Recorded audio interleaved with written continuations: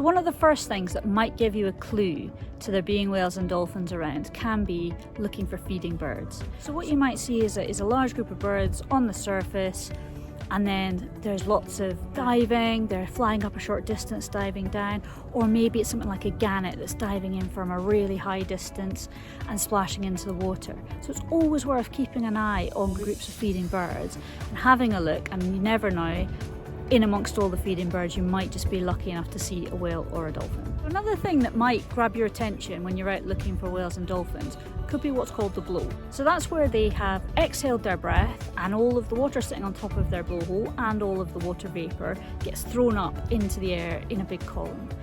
Now, it's not visible in all species, so something like a harbour porpoise, which is very small, you're unlikely to see a blow. But for a whale or a larger dolphin, sometimes they can be quite distinct. On a humpback, it's sort of a big bushy blow. On something like a fin whale, it's a really skinny, tall blow. And on some of the truly huge whales, like a blue whale, it can be 10 metres high. So it could be visible from a really long way away. It's always worth, if you see something that looks like a puff of smoke, keeping an eye on that area, because you never know, it could just be a whale. So the last thing that might help you to spot a whale or dolphin is actually looking out for the animal's body. Now, you're unlikely to see the entire body unless you're lucky enough to see the animal breach out of the water completely. But what you could see is their dorsal fin.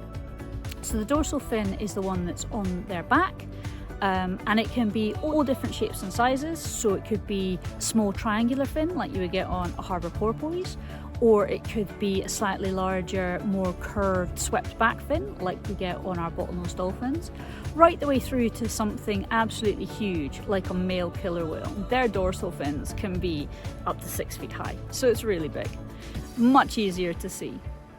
So that's just a few hints and tips of how to help you spot dolphins around our coast. Good luck and happy spotting!